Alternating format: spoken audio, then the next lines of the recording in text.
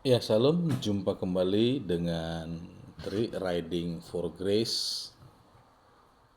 Ketika kita berbicara tentang pendoa syafaat, ternyata kita sedang berbicara tentang rasa yang dia miliki untuk bisa dinikmati oleh orang lain. Dan rasa itu memberi dampak bagi orang lain untuk mengalami perubahan, dan itu juga membawa sebuah aroma. Dengan penuh kerendahan diri, saya ingin mengumpamakan pendoa syafaat itu seperti durian montong Palu. Bapak Ibu Saudara mungkin tahu ya, durian montong Palu yang dijual kurang lebih dengan harga 300.000 untuk 2,5 kilogramnya. Nah, jadi ternyata durian ini dia ditimbang sama kulit-kulitnya. Tetapi harga yang begitu tinggi ternyata tidak membuat seseorang kehilangan keinginan untuk menikmatinya. 2,5 kilogram termasuk kulit dan biji, dan dibayar dengan harga 300.000. Sementara kalau di kampung saya di Kabupaten Simalungun ini, durian itu mungkin yang sudah cukup besar ya, paling berkisar 50.000 lah. Dan itu biasanya sudah enak. Nah,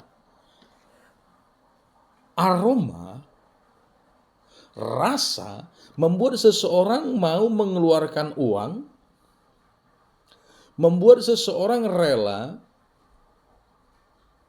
membuka kulit yang berduri yang menutupi durian itu.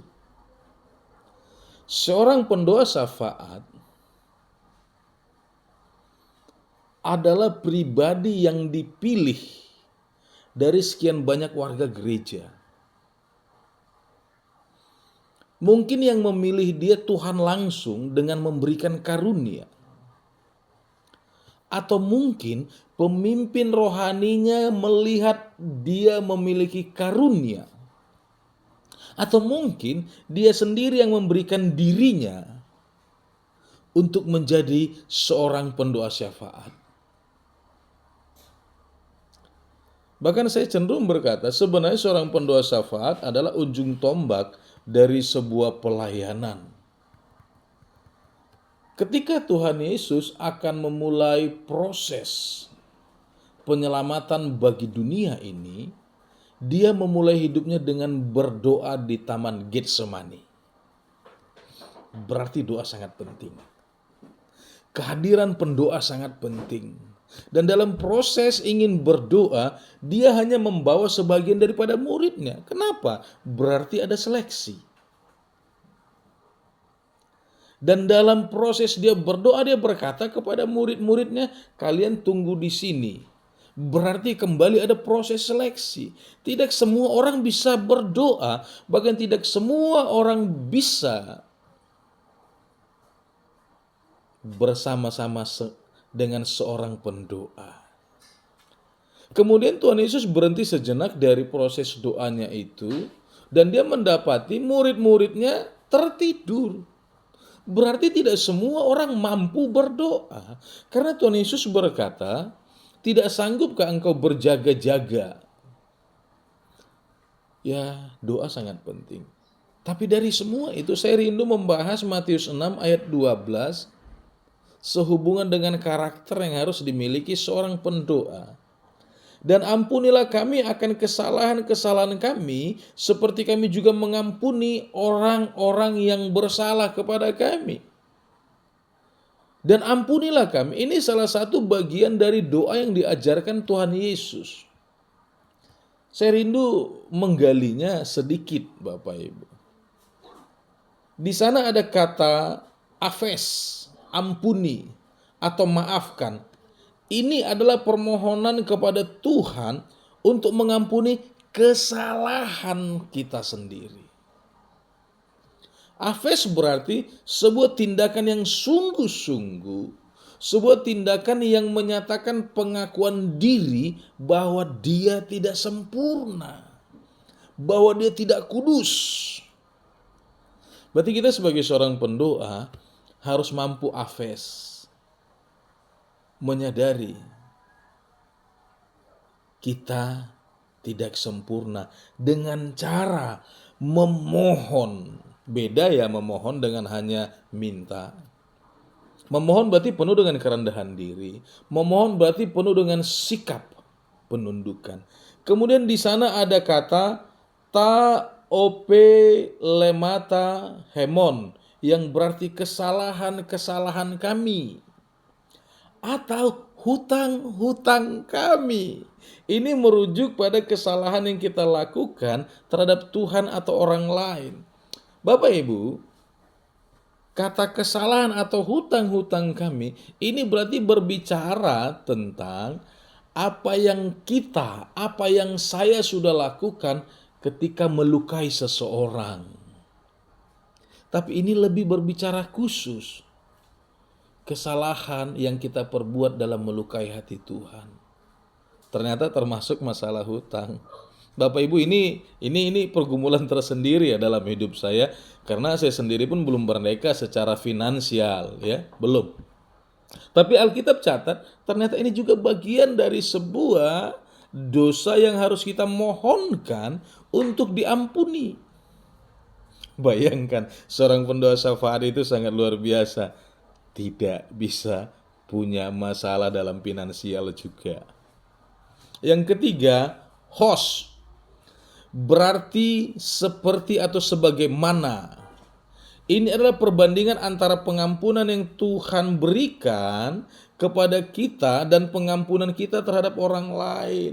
Nah, jadi dalam mengampuni, Tuhan katakan kita harus punya perbandingan. Kalau kita ingin diampuni total oleh Tuhan, maka kita pun harus mengampuni total orang-orang yang melukai kita. Ya. Maka kita harus mengampuni total orang yang menyakiti kita. Jadi seorang pendoa syafaat itu ternyata adalah pribadi yang tidak boleh menyimpan kepahitan, kekecewaan. Bukanlah orang yang dengan sengaja melakukan kesalahan atau pelanggaran. Seperti host. Ini kata perbandingan. Berarti kalau kita belum mampu mengampuni orang lain, maka kita juga akan sulit menerima pengampunan. Ini bagian dari doa yang diajarkan Tuhan Yesus. Kemudian ada kata kita atau hemes.